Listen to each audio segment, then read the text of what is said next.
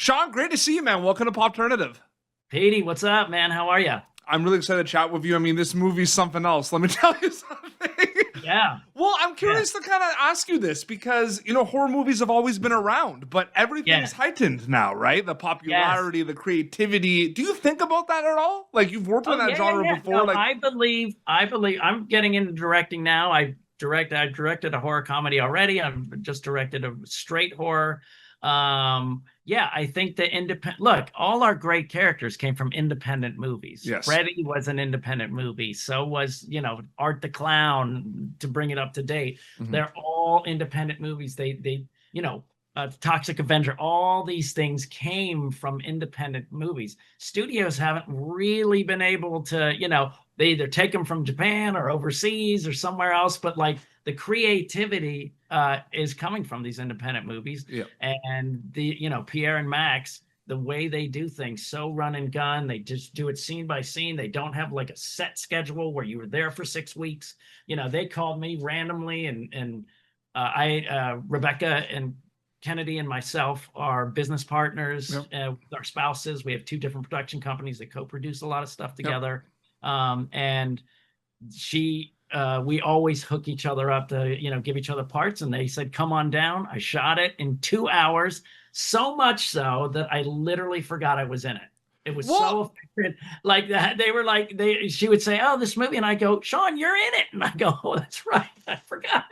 Well, pretty memorable stuff, to be honest with you. But hey, you know what? Roach was on screen for 10 minutes too. Yeah, absolutely. I mean, you're like a fan in one of my favorite movies of all time. That literally is the reason why they kind of like jumpstart them getting signed, because you're the one that pushes them to record a record. That's right.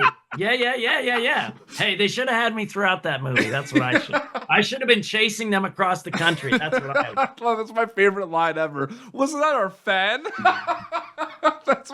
Yeah. Great. I was like, PD Beats was my stage names and bands and everything. So music was my first thing. I'm a filmmaker as well. I'm wondering if you agree with me on this, and you can kind of, to answer this question with horror movies. Like, at some point, right before we got into the creative space, you and I, let's say, we were fans of movies, right? Like, we were fans of it, right? Yes. Do you feel like you watch things now differently now that you make them specifically? It's interesting to think about. Every once in a while, I'll be sitting there watching a movie, and I will say, oh, he's doing 2 dirties and a master. Yeah. And so they just, if they had 2 cameras, they probably were able to get out of there pretty quick. I'll look at those kind of things. But and especially in horror, because that kill happened off screen. That was just sound design. That wasn't, so they just saved a lot of money on special effects. You pick the times that how you see, Smile 2, the entire last moment, if you recall, is completely off screen. Yep. And you go, but I'm also producing. So I go, they just saved a lot of money. Absolutely. No, it's interesting it's a good segue getting back to Traumatika, because I find like, it's a very scary movie. And I always find it interesting too, because there's that script to screen journey for any project you're on, right? Where you're reading your parts and then you go and then you see it come to life, and a lot happens in between. And then it gets edited. Absolutely. So what's that like for you when you got this script? Seeing all the potential, like, because you don't know, like, you haven't filmed it yet. You haven't seen anything. I didn't get a script. I did not get a script. They filmed pieces. Pieces. All I knew, Rebekah and I do business together, so she would zoom in and I'd be like, what is happening? She goes, sorry, I got a 15-minute break. And then I would sit there, and then they said one time, because they saw my movie Crust, which is a horror comedy, they enjoyed with Rebekah in it. And that's how me and Rebekah became business partners and trade. And they said, hey, we'd love to have you come do this role. Yeah. And so I knew generally what it was, but then I got my part, and they explained, I'm the guy, I'm the good guy. I'm the guy who warns them. I'm the guy who says, don't do this. I made a joke on my last interview. It's like in the beginning of Exorcist, in, the desert and everything. And some guy comes up and goes, no, let's just walk away from that. Let's not do that. And I shot it in like 2 hours. They're so efficient. Like, you don't go in there thing and just wait. You walk in, you work, and then you're gone. So much so I kept forgetting I was in it. Yeah. Rebekah would remind me that you're in it.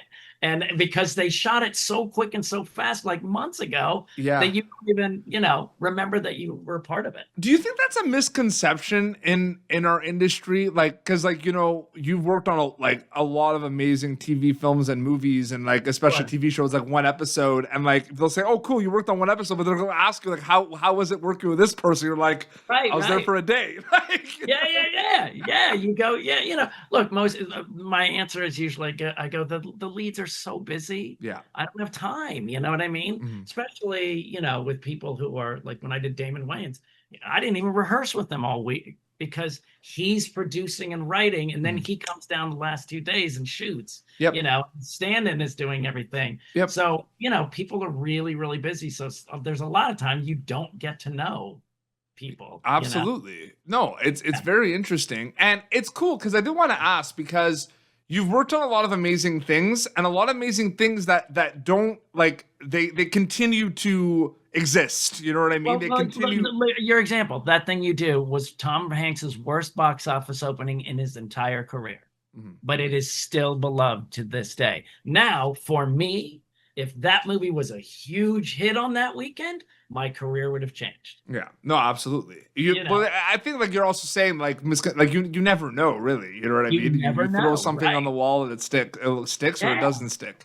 Hey, I still sign that thing. You do autographs at autograph shows, so I'm still benefiting. Villa pianos. I still see. I'm a big Villa pianos. Yeah.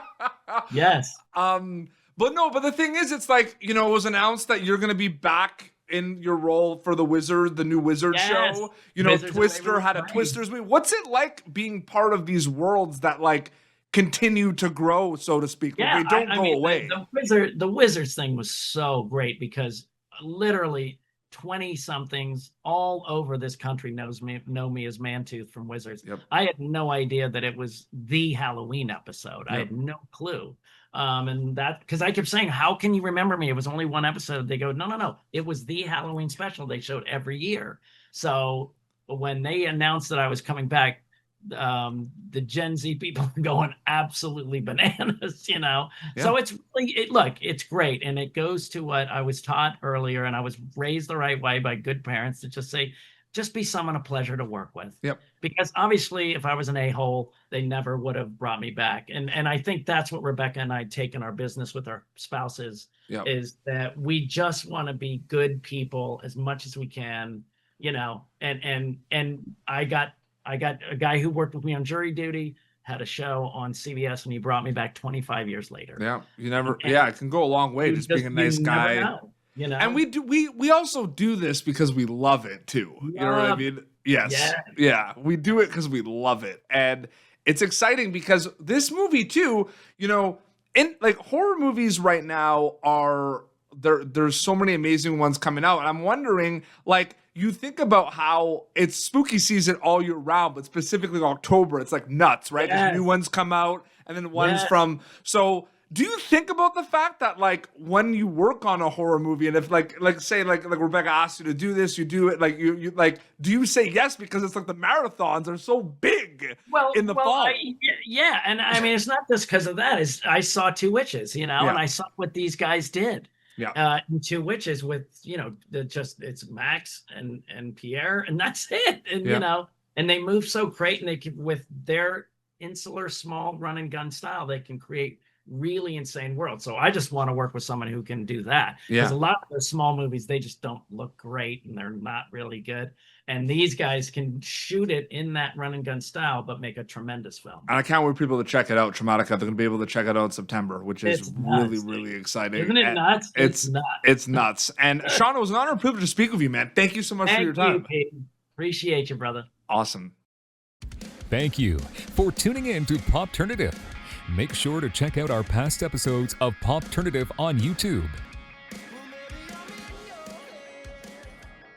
This has been an Autograph Communications production.